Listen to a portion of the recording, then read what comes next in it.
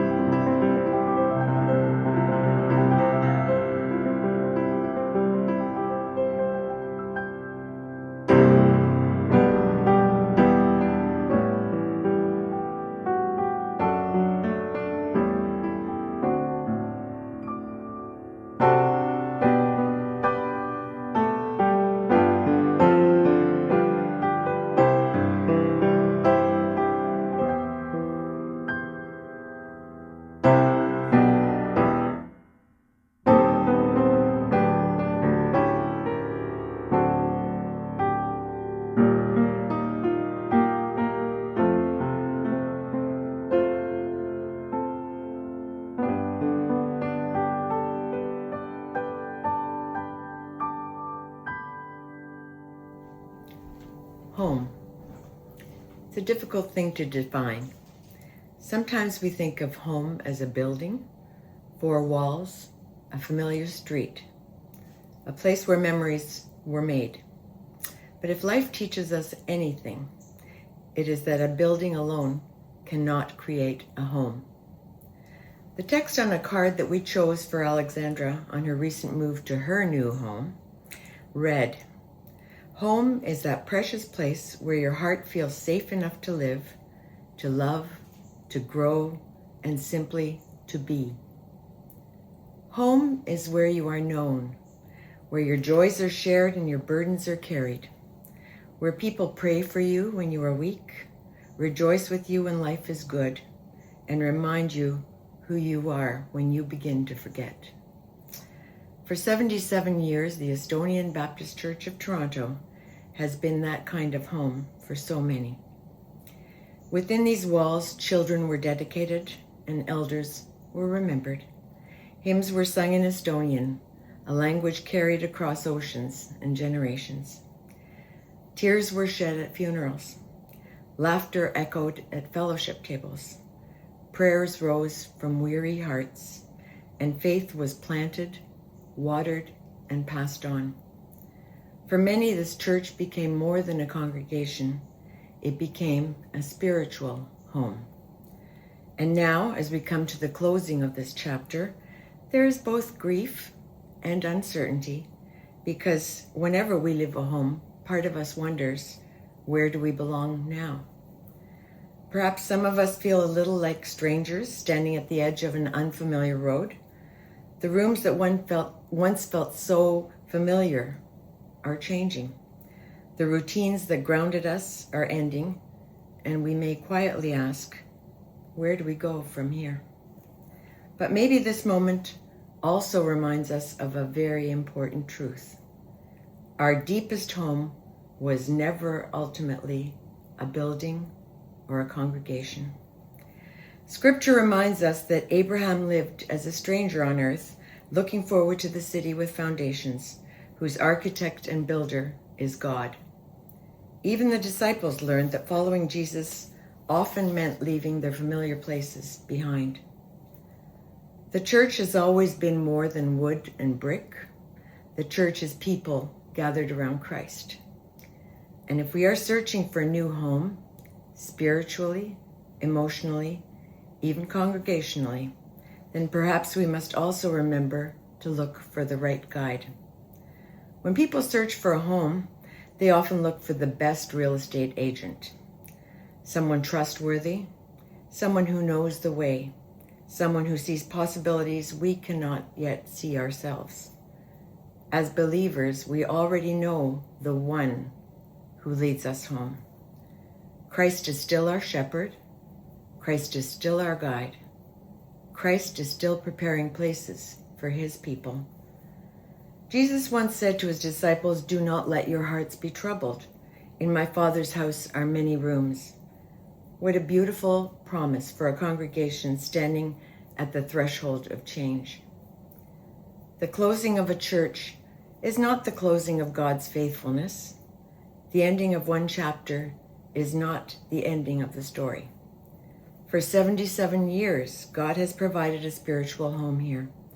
And the same God who sustained this congregation through generations will continue to lead his people forward. Some of us may find new church homes. Some may rediscover faith in different ways. Some may carry the spirit of this congregation into new communities and new ministry opportunities. But wherever we go, we do not travel alone, because ultimately our truest home is not found in a sanctuary made by human hands. Our truest home is found in Christ himself, the one in whom we are safe enough to live, love, grow, and simply be. And perhaps that is the great comfort today. Though buildings may close, congregations may terminate, the heart of God remains open. Let's pray. Dear God, we thank you so much for this day, for the beautiful sunshine that greets us this morning. God, we thank you that you have provided homes, physical homes, shelter for all of us. And today especially, we thank you for the spiritual home that you have provided for us in 883 Broadview, in the Estonian Baptist Church of Toronto. God, we thank you for all that this congregation, this church has meant to us. And we pray that as we seek out new opportunities to worship and serve you, you would guide each one of us. You know the paths that we will walk. God, today we especially pray for those with health concerns. We bring Monica before you and pray that your hand would be upon her, that your will would be done, and that if it is your will, that a miracle may happen in her life. God, we pray that you would continue to be with us and bless us through this service. Speak to us through the message that Pastor Jim brings. We thank you and praise you for all that you are. Amen.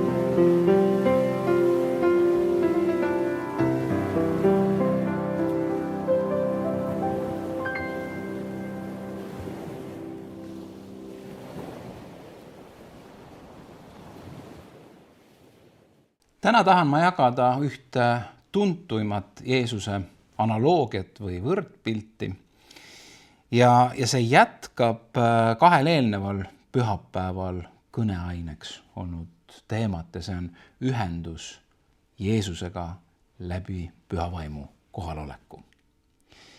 Ühendus Jeesusega läbi püha vaimu. Me rääkisime Jeesusest, kes hüüdis, et tulge minu juurde, minul on tõeline elav vesi ja kui te usute minusse, siis teie sisemusest hakkavad voolama elavad veed. Ja siin on öeldud, et ta rääkis pühast vaimust. Eelmisel pühapäeval me rääkisime püha vaimu tööst meis ja meie läbi ja tänane jutlus on mõneti selle jätk. Me räägime sellest, mida teeb püha vaim meis, meie läbi, mida teeb see, kui me oleme ühenduses Jumalaga läbi püha vaimu.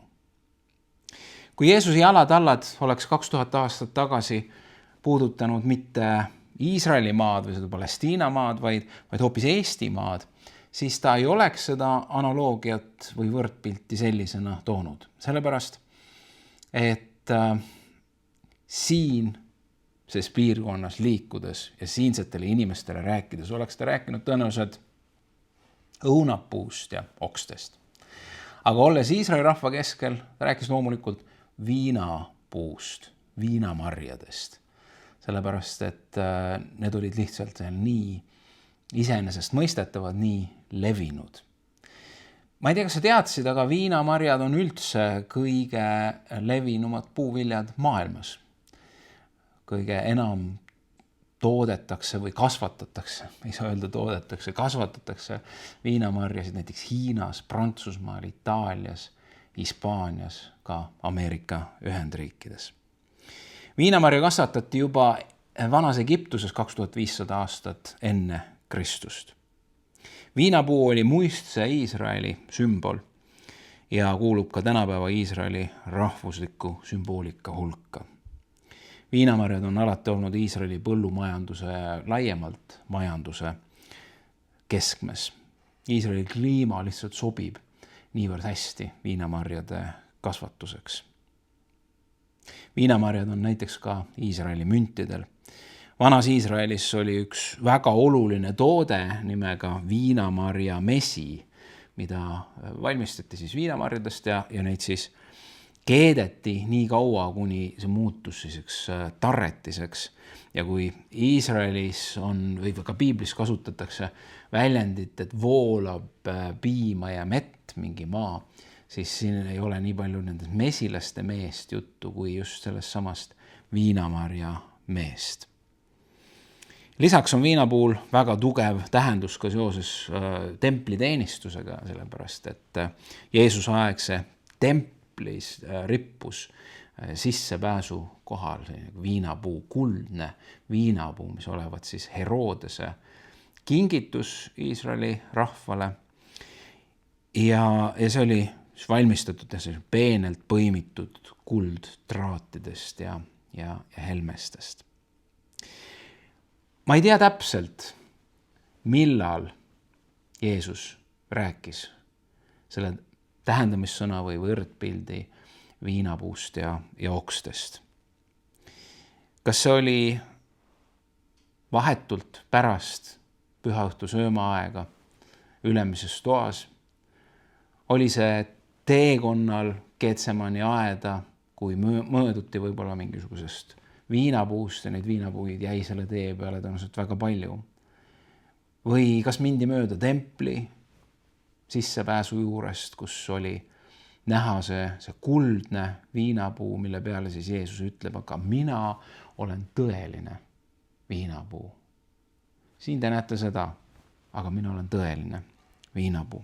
Ma loen Johannese evangeeliumi 15. peatükist, see on Jumala sõna. Mina olen tõeline viinapuu ja mu isa on aednik. Iga oksa minu küljes, mis ei kanna vilja, lõikab ta ära. Ja iga ühte, mis kannab vilja, ta puhastab, et see kannaks rohkem vilja. Teie olete juba puhtad sõna tõttu, mida ma teile olen rääkinud. Jääge minusse ja mina jään teisse. Nii nagu oks ei suuda kanda vilja oma ette, kui ta ei jää viinapuu külge, nõnda ka teie, kui te ei jää minu külge. Mina olen viinapuu, teie olete oksad. Kes jääb minusse ja mina temasse, see kannab palju vilja. Sest minust lahus ei suuda ta midagi teha. Kes ei jää minu külge, heidetakse välja nagu oks ja ta kuivab. Ja nad kogutakse kokku ja visatakse tulle ja nad põlevad ära. Kui te jääte minusse ja minu sõnad jäävad teisse, siis paluge, mida te iganes tahate ning see sünnib teile. Selles on minu isa kirgastatud, et te kannate palju vilja ja saate minu jüngriteks. Nõnda nagu isa on armastanud mind, olen minagi armastanud teid. Jääge minu armastusse. Kui teie peate minu käske, siis te jääte minu armastusse. Nõnda nagu mina olen pidanud oma isa käske ja jään tema armastusse. Seda ma olen teile rääkinud, et minu rõõm oleks teis ja teie rõõm saaks täielikuks. Minu käsk on see, armastage üksteist, nagu mina olen armastanud teid. Ei ole olemas suuremat armastust kui see, et keegi annab elu oma sõprade eest. Teie olete mu sõbrad, kui te teete, mida ma teid käsin. Ma ei nimeta teid enam orjadeks, sest ori ei tea, mida ta isand teeb. Teid olen ma nimetanud sõpradeks, sest teile olen ma andnud teada kõik, mida ma olen kuulnud oma isalt. Teie ei ole valinud mind, vaid mina olen valinud teid ja olen seadnud teid, et te läheksite ja kannaksite vilja ja et teie vili jääks. Mida te iganes isalt palute, seda ta annab teile minu nimel. Selle käsu ma annan teile, armastage üksteist. Kogu see Jeesuse välja öeldu või kogu see tekst on kandmas endas põhisõnumit, mis räägib ühest sügavast, ühest teise mõõtmelisest suhtest Jeesusega, kui jüngritel oli varasem kogemus, kus nad olid Jeesuse kõrval, kus nad nägid, mida Jeesus tegi, kus nad rääkisid Jeesusega, kus nad kuulasid Jeesust. Aga Jeesus mõistis, et on tulemas aeg, kui ta ei ole enam nende kõrval. Ta mõistis, et on tulemas aeg, kus jüngreid katsutakse läbi. Tuleb üks raputamise aeg. Ta mõistis seda ja teadis ja nägi ette seda, et jüngrid jooksevad laiali. Ta mõistis ja teadis seda, et Peetrus salgab teda ja Juudas reedab teda ja Toomas ei usu tema ülestõusmist. Ta nägi kõike seda ja oma sügavas armastuses ja sügavas hoolimises oma jüngritest ja kõigist inimestest ütleb ta, et midagi teistsugust peab sündima.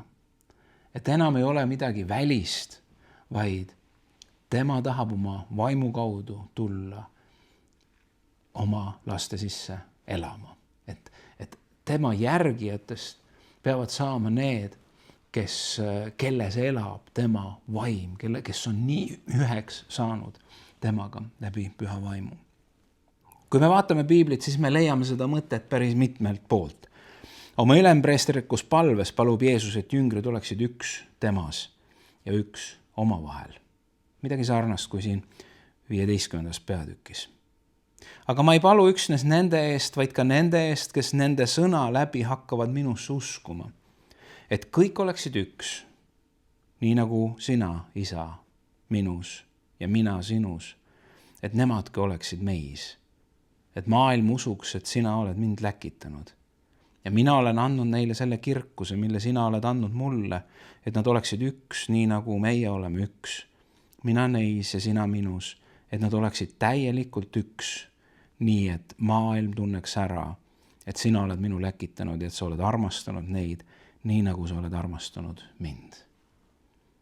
See on Jumala sõna. See on otse, kui Jeesus jääb mingisugusesse rattasse kinni ja ta kordab aina seda, et nad oleksid üks, et nad oleksid omavahel üks, et nad oleksid meiega üks ja et nad armastaksid üksteist ja et nad oleksid üks. Paulus kirjutab, et Kristus elab Jumala lapses. Ta ei ole kuskil kõrval, kaugel, eemal. Ei ole sellist vaatlemist, vaid ollakse üks. Nüüd ei ela enam mina, vaid Kristus elab minus, ütleb Paulus. Ja mida ma nüüd elan ihus, seda ma elan usus Jumala pojasse, kes mind on armastanud ja on iseenese loovutanud minu eest. Kolosslastele kirjutab Paulus, et kellele Jumal tahtis teada anda, mis on selle saladuse kirkuse rikkus kõigi rahvaste seas. Ja nüüd on see saladus, see on Kristus teie sees. Kirkuse lootus. Kristus teie sees. Ja veel Jeesuse sõnad, sel päeval te tunnete ära, et mina olen oma isas ja teie minus ja mina teis. Või 1. Johannese kiri, sellest me tunneme, et me püsime temas ja tema meis, et ta on andnud meile osa oma vaimust. Et Jeesus ja apostlid annavad väga selgelt mõista, et kristlus ei ole filosoofia, kristlus ei ole mingisugune mõtteharjutus, kristlus ei ole mingisuguste reeglite või traditsioonide järgimine pelgalt, vaid üks sisemine, lahutamatu, elu muutev osadus Jeesusega. Midagi peab juhtuma südamega või südames. Sellepärast, et kui südames midagi juhtub, siis see vormib meie mõtlemisse, vormib meie sõnu, meie elu. Ja sellest viimasest kirjakohast selgub, mida Jeesus ja apostlid kõige selle juures mõtlevad, see üks olemine ja Kristus meie sees. Ja kui Johannes kirjutab, et ta on andnud meile osa oma vaimust. Jumala vaim meie sees. See tähendab üks olemist. See tähendab, et Jumal saab oma elu meie sees ja läbi meie elama hakata. Kui Jeesus rääkis viinapuust ja oksadest, siis ta rääkis pühast vaimust. Kristlased kasutavad väljendit püha vaimu osadus. Ja seda võib kahtepidi mõtta, see väljendab ilmselgelt inimese osadust püha vaimuga, aga ka püha vaimu osaduses olevate inimeste omavahelist osadust. Ja need on mõlemad väljendatud väga selgelt ja nagu väga, võiks isegi tungivalt öelda, Jeesuse ütlemistes või kõnedes nii Johannese evangeeliumi 15. kui 17. peatükis. See osadus inimese ja püha vaimu vahel, et nad oleksid üks meis. Jeesus räägib isaga. Ma palun isa, et nad oleksid üks meis, et nad oleksid meie sees, meie oleks nende sees ja et nad oleksid üks omavahel. Ja see juhib meid nende suurimate käskude juurde. Armastage Jumalat kõigest oma südamest, kõigest nii palju, kui teist midagi on, armastage Jumalat ja ligimest nii nagu iseennast. Jeesuse sõnum on peagi kannatustest, väga pimedast ajast läbi minevale jüngerkonnale on see, et te vajate püha vaimu. Te vajate elu ja te vajate väge enda sisse selleks, et elada seda elu, milleks Jumal on teid kutsunud, ehk selleks, et kanda vilja. Ma olen kutsunud teid kandma vilja, aga selleks, et te seda suudaksite, selleks te vajate ühendust minuga läbi püha vaimu. Viinapuu eesmärk ei ole lihtsalt ilus olla, vaid see on kanda vilja. Ja Jeesus räägib siin tähendamissõna alguses või selle võrdpildi alguses kohe kahesugusest lõikamisest. Üks lõikamine on selleks, et viinapuu võiks tervelt ja viljakamalt kasvada ja teine lõikamine, see on see kuivanud okste lõikamine, mis tuleb eemaldada. Ja see pilt on mujal esile toodud, kuidas aednik käib ikka jälle vaatamas, et kas sellel oksal on veel elu, äkki on veel lootust, äkki paneme sellele veel kuskilt mingisugust väetist või et võib-olla oleks võimalik ikkagi, tulen hiljem tagasi. Öeldakse ju, et Jumal on see, kes rudjutud pilliroogu ei murra katki ja kes suitsevat tahti ei kustuta ära, vaid ta annab võimalust. Ta annab armu, ta annab aega, aga ühel hetkel, kui ta vaatab, et see oks on mingisugusel põhjusel eemaldunud, mingisugusel põhjusel lasknud ennast lahutada tüvest ja ta on lihtsalt surnud. Seal ei ole elu ja seal ei ole lootust. Ja siis räägitakse sellest, kuidas lõigatakse need ära, kuivanud oksad ja visatakse tulle. Ja see on see koht, kus minu sees alati selline väga emotsionaalne ja teatud mõttes traagiline hüüd tuleb esile, see hüüd, mida Taavet hüüdis pärast oma pattu langemist ja Jumala ees pisarates meelt parandada, ütles, et issand, loo mulle puhas süda. Ja see on see, et võta ära minult püha vaimu, vaid anna mulle tagasi rõõmustus sinu päästest. Ära võta ära minult püha vaimu. Ma ei taha olla see kuivanud oks. Ma ei taha olla see tulle viskamiseks ära lõigatud oks. Issand, anna armu. Ja need on need kohad. Võib-olla täna, kui sa seda jutlust kuuled, siis oled sa selle koha peale, ütled, issand Jeesus Kristus, ole mulle patusele armuline, ära võta minult ära püha vaimu. Anna mulle armu. Ma tahan olla see oks, võib-olla vilets oks, võib-olla päris haigus täis, aga ma tahan olla ühendatud sinuga selleks, et saada terveks. Ma tahan olla ühendatud selleks, et saada kasvama ja kanda vilja, milleks oled mind kutsunud.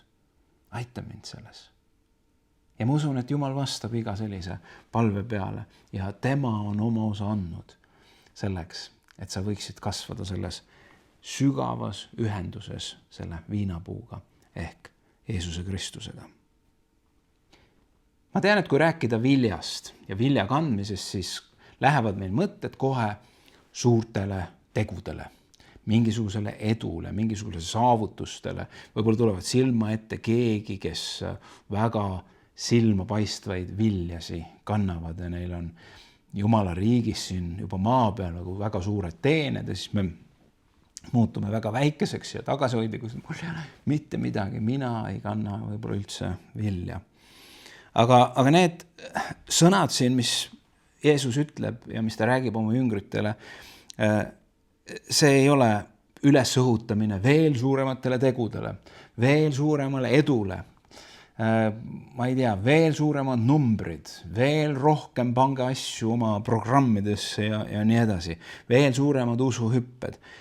Vaid need Jeesuse sõnad ütlevad, et sinu edu on viinapuu. Sinu saavutused on viinapuu. Sinu väärtuslikkus on viinapuu. Sinu tulemuslikkus on viinapuu. See, miks sind vastu võetakse Jumala poolt või aedniku poolt, see on viinapuu. Seepärast, et sa oled osa sellest tüvest, sellest viinapuust. Kõik on viinapuus ehk Jeesuses. Meie asi on püsida temas. Aga mis siis ikkagi on see vili? Kui me esmaselt ei tõsta üles neid mingisuguseid suuri tegusid või kuhugi jõudmisi. Loomulikult, kui meil on Jumala annid, kui me elame nendes andides, kui me kasutame, siis sünnib asju. Vahel on need asjad väga suured. Vahel kirjutatakse sellest ajalehtedes, tehakse filme. Vahel muudavad need terveid piirkondi. Teinekord on need teod nii väikesed, et mitte keegi ei pruugi näha. Väikesed inimlikust perspektiivist, aga Jumala perspektiivist võib-olla väga suured ja väga, väga väärtustatud. Me liigume pühavaimu andides, aga ikkagi pühavaimu vili. Mis on selle tulemus? Sest vili on ju tulemus. Ta on ühtepidi eesmärk. Mis on selle tulemus, et pühavaim on meis? Ja me teame, kust me nüüd loeme Jumala sõna. See on Pauluse kiri Galaatlastele 5. peatükk 22. salmist, aga vaimuvili on.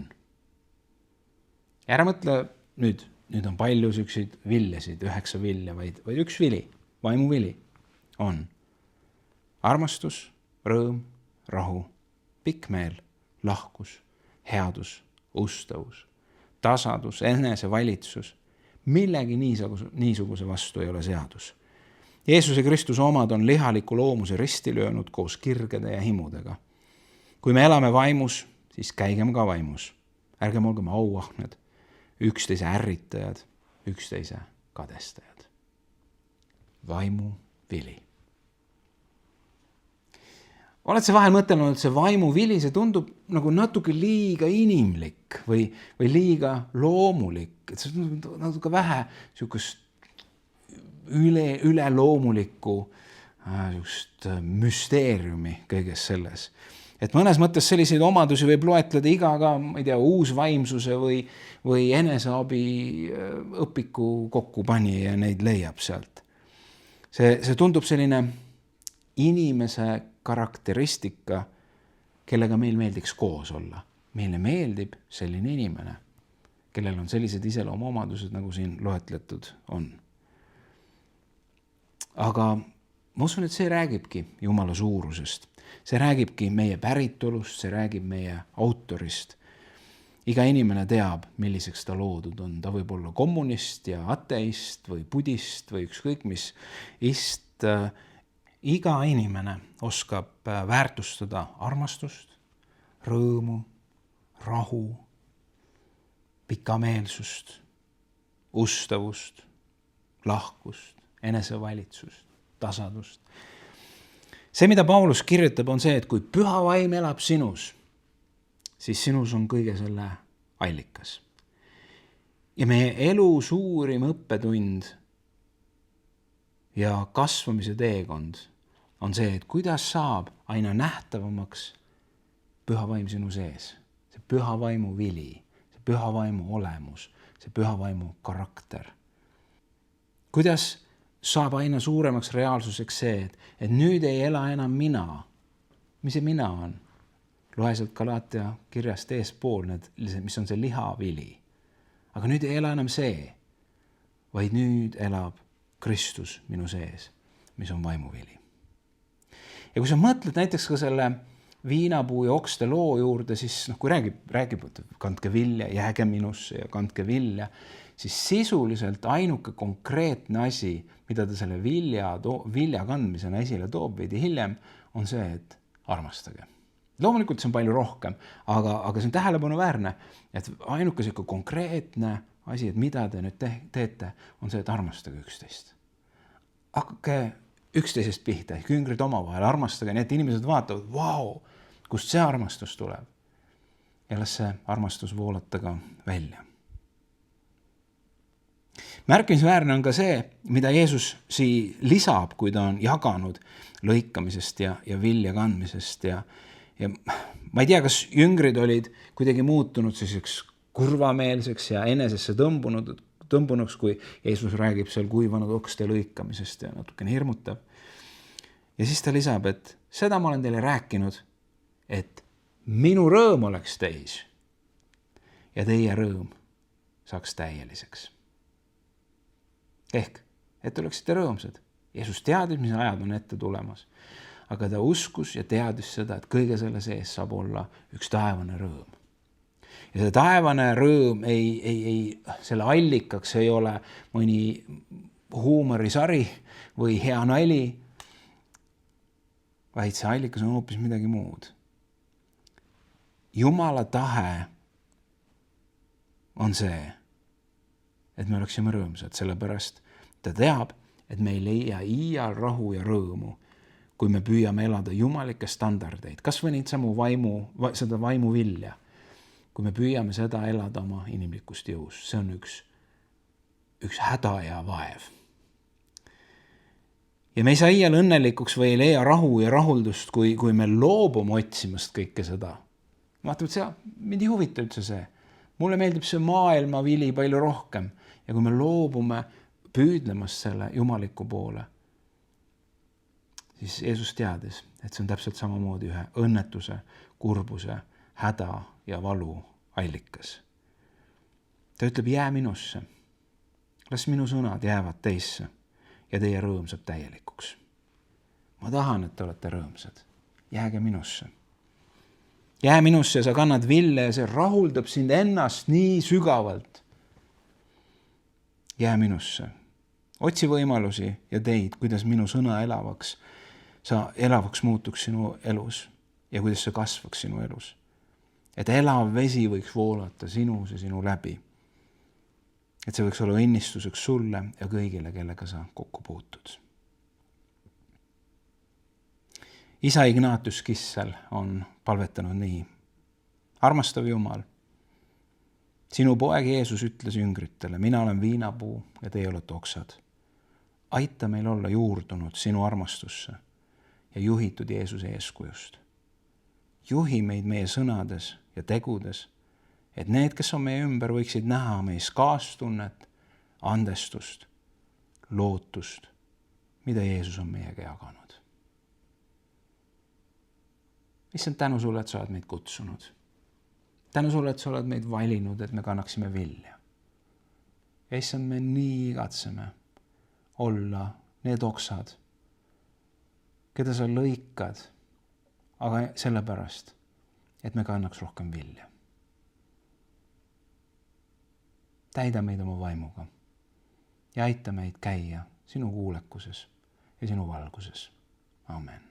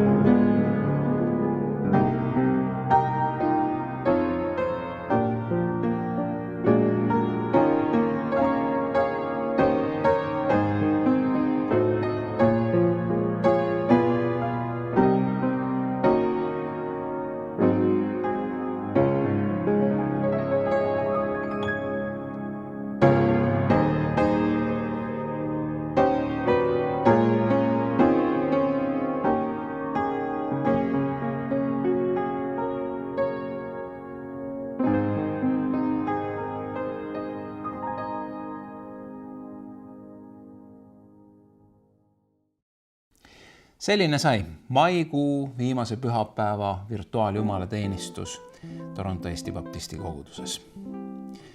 Üsna kohe astume juunikuusse ja juuni lõpus ehk juuni viimasel pühapäeval, kui Jumal lubab, on meil võimalus kokku saada juba Torontos ja sealt edasi järgmisel pühapäeval ehk juuli esimesel pühapäeval, laupäeval ja pühapäeval tähistada siis koguduse 77. armuaastat. Nii et loodame kohtuda siis, aga seni läheme ikka virtuaalselt edasi. Aga tänu Jumalale, et Jumala õnnistus on midagi rohkemat kui virtuaalne ja see ei sõltu ei vahemaadest ega millestki muust. Võtame vastu Aaroni õnnistussõnad. Issand, õnnistagu sind ja hoidku sind. Issand, lasku oma pale paista sinu peale ja olgu sulle armuline. Issand, tõstku oma pale üle sinu ja andku sulle rahu, Isa, Poja ja Püha Vaimu nimel. Amen.